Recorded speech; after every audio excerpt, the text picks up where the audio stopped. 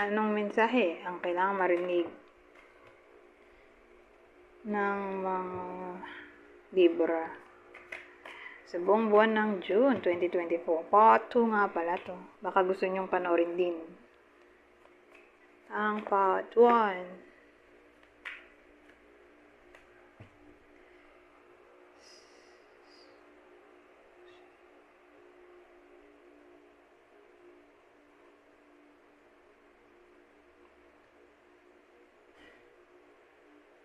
So, may lalaki tayo dito. Single to. Pero hindi siya masaya sa buhay niya. Sa bagay, nandito rin naman yung sun. Pero baliktad. So, gano'n, hindi siya masaya. Kasi may naabangan siyang success dito. O gusto niya ma-accomplish. Pero for some reason, napo-procrastinate siya siguro o wala siyang inspiration. Kaya hindi niya magawa yung gusto niyang gawin. Wala siyang lakas ng loob para i-pursue. Yung nasa isip niya, pwede rin ganon. So, pwedeng ikaw to, lalaki ka, ikaw to, o ito yung person mo, babae ka, o ito yung kakilala ng iba sa inyo. Lalaki. Okay? Pero kung kakilala nyo to, sino naman yan? So, sabihin natin hindi nag-resonate. Eh, di sa kakilala nyo, sino naman kaya? Pisces, Sagittarius,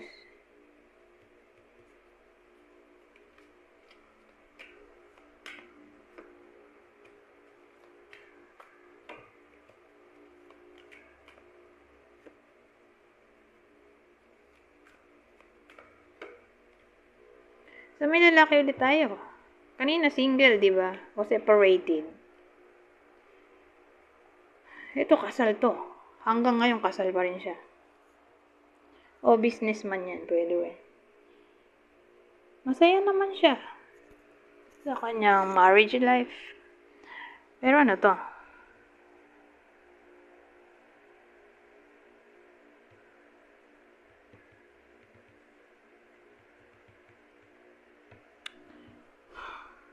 Ang dating kasi, may gusto siyang mangyari. Kasi ace to. So, bago, something new. Hinihintay niya. So, nakat kasi sumagi yung headset ko dun sa screen. Ewan ko, parang nag-end. Nag-end agad yung video. So, again, may hinihintay. Ulitin ko na nga lang. May lalaki dito. Kasal siya. O businessman. O career-oriented person. Na lalaki nga. May gusto siyang simulan. Hinihintay niya. Tinatry niya i-manifest dito. Naghihintay siya dito ng parang go signal o ewan ko. Parang tinatry niya i-manifest ng something new o good news. Pero for some reason, yung manifestation, hanggang manifestation lang, parang imagination. Kasi wala siyang ginagawang action. Kasi naghihintay siya dito.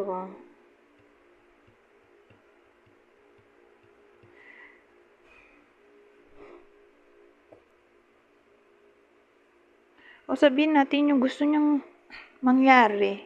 Hindi pwede dahil yung reason ay maraming sagabal. Kaya hindi tuloy mangyari. O, ewan ko, parang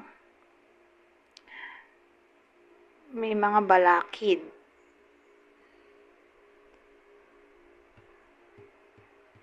Pwede tao to o sitwasyon. Kaya hindi tuloy mangyari to. Ano kaya to?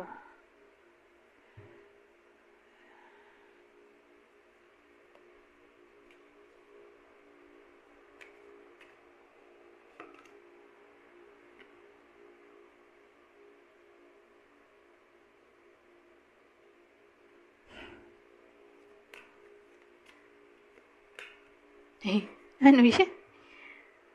Paano mabasto? Meron tayong 7 of, ano ba to? 5 of swords.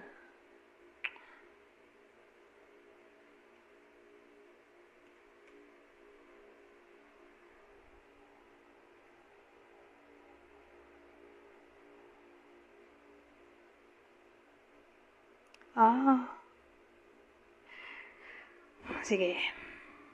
Minamanifest niya kasi dito.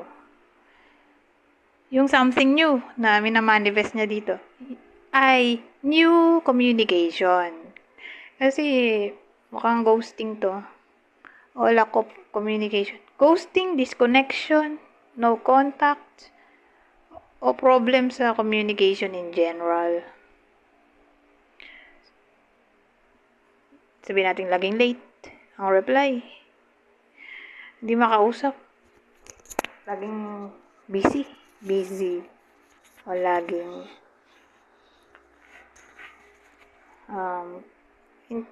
hindi laging hindi pwede, basta ganyan.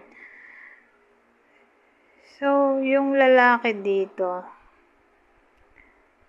nakasal. Kasal naman sila. Hindi naman to mag-ex. Kasi ang dating nagkaka-problema sila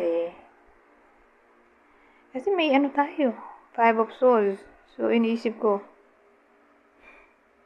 ang problem siguro dahil may cheating na nangyari. Whether sa side niya o sa side ng puso niya. So, again, yung lalaki yung nagtatry manifest yung babae, yung puso niya. Hindi naman sinabing, break na sila. Pero, cool off siguro. Dahil kasal pa rin naman sila. Hindi naman sinabing separated na sila. Kasal pa rin. Yun nga lang, hindi sila in good terms. O hindi in good terms. Hindi sila nag-usap ngayon. Pero hindi niya pa rin sinusukuan kahit ganon, na hindi siya pinapansin. So, again, may problem sa communication dito. So, inisip ko dahil siguro sa cheating o ewan ko kung anong nangyari, basta hindi sila nag-uusap. At tina-try nung lalaki na bumalik ulit sila sa dati na palagi sila nag-uusap. O close sila ulit.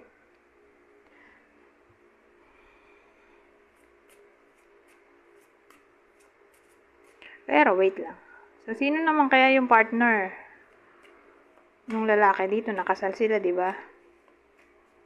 Pwedeng to yung puso nyo, tong clue. Regardless kung babae ka o lalaki, ito yung puso mo. Kung nag-resonate sa'yo itong nagsasabi ko. Ito yung puso mo o ito yung kakilala ng iba sa inyo kung di nag-resonate. Virgo, Pisces.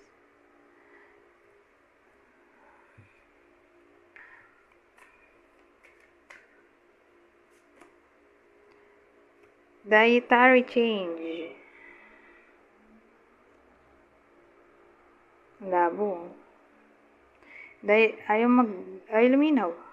Dietary change.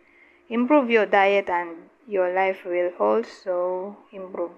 So, sa madaling salita, in-encourage yung iba sa inyo na mag-diet daw. Mahirap kasi yan. Pero, ganun ang advice dito. Mag-diet. Magbawas ng timbang. Para sa ikabubuti ng health nyo rin naman ito.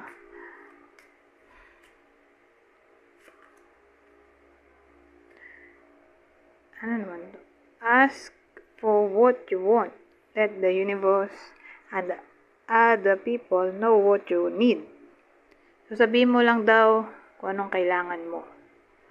Pwedeng sabihin mo sa universe, ipagdasal mo, katulad ng ginagawa dito.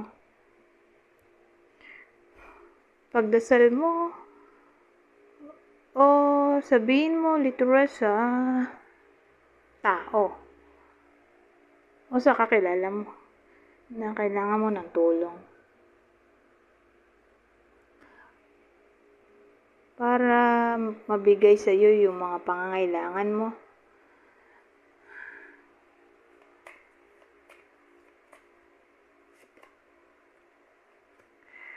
do some research. You need more information about this situation. Look into it further before proceeding.